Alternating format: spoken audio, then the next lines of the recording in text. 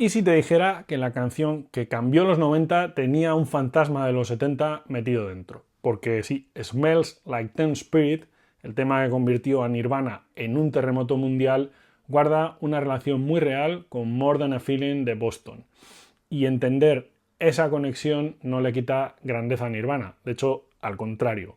Explica mejor por qué esa canción no solo fue un hit, fue un cambio de era. Hoy vas a entender tres cosas. Primero, por qué tanta gente encuentra ese parentesco entre Boston y Nirvana. Segundo, cómo se lanzó Nevermind y por qué nadie esperaba semejante explosión.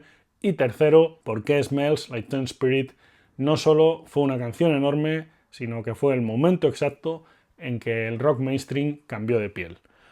Hay canciones que parecen eternas, no porque suenen antiguas, sino porque cuando entran ya da igual la década, te agarran igual. Y eso fue exactamente lo que hizo Boston con More Than a Feeling en 1976. No era únicamente un tema de rock para la radio, era una mezcla muy calculada entre músculo, melodía y nostalgia. Un tema enorme, pulido, emocional, fue el single con el que Boston irrumpió en grande y ayudó a disparar su álbum, un álbum de debut, que entró en la historia del rock por tamaño pero también por pegada.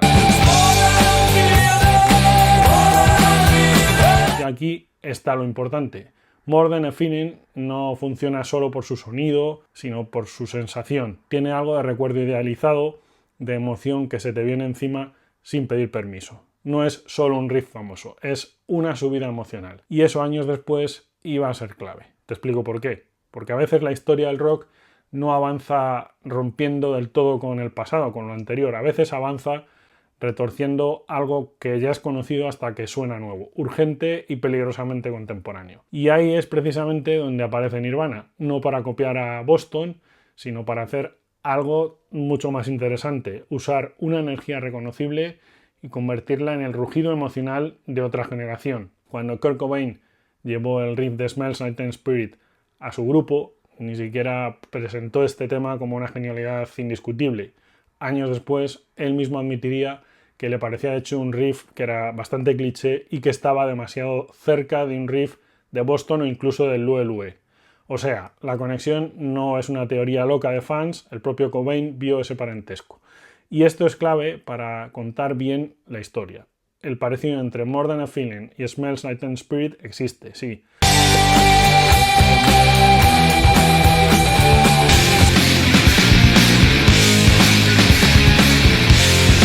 Pero la gracia no está en el juicio de plagio sí o plagio no. La gracia está en qué hace Nirvana con ese punto de partida. Boston construía una emoción expansiva, casi luminosa, y Nirvana coge una sensación parecida de ascenso y estallido, y la llena de suciedad, ironía y frustración.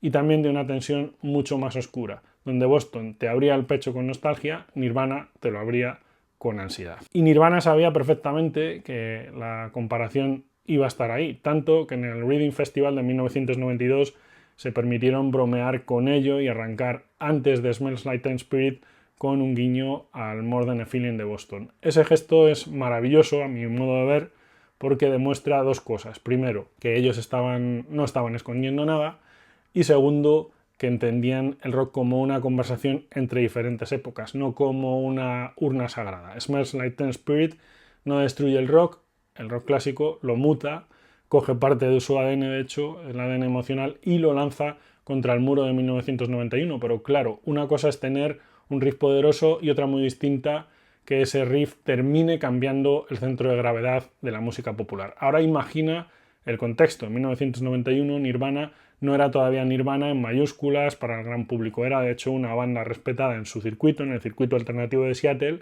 pero no un grupo que iba a redefinir la década. Smells Like Teen Spirit llegó primero a las radios el 27 de agosto del 91, salió como single el 10 de septiembre y Nevermind se publicó el 24 de septiembre. En ese momento, la propia estrategia del sello de la banda no partía de que aquello fuera un éxito mundial, un fenómeno monstruoso. De hecho, se veía más como una pieza para consolidar la base alternativa y entonces pasó lo que pasa muy pocas veces. La audiencia entendió algo antes que la industria. El vídeo se estrenó en la MTV dentro de 120 minutos y funcionó tan bien que pasó a rotación fuerte. Ahí la canción dejó de ser una promesa del rock alternativo para convertirse en un lenguaje compartido. No solo sonaba distinta, parecía traer otra actitud, otra estética, otra forma de estar en el mundo. El single acabaría llegando al número 6, del Hot 100, algo enorme para una canción así. 2 meses después de su lanzamiento llegó la imagen simbólica definitiva. El 11 de enero de 1992, Nirvana desbancó del número 1 del Billboard 200 nada menos que a Dangerous de Michael Jackson. Eso no fue tan solo una victoria comercial, fue una escena histórica, casi una postal cultural. El centro del pop rock se estaba moviendo, por eso Nevermind importa tanto, porque no fue únicamente un disco exitoso, fue el álbum que demostró que el rock alternativo podía convertirse en el corazón del mainstream. La Library of Congress de los Estados Unidos lo acabaría de hecho incorporando al National Recording Registry, el disco que anunció una nueva sensibilidad del rock y dio voz a la generación X. Y aquí llega lo más bonito de toda esta historia, que la canción que parecía dinamitar una época, en realidad también estaba conectada con una tradición anterior, la de los 70. Se suele contar la historia de Nirvana como si hubieran llegado de otro planeta y no fue así. Lo fascinante es que llegaron de otro planeta, llegaron el rock, pero hablando otro idioma emocional. Boston en 1976 ofrecía una grandeza melódica impecable.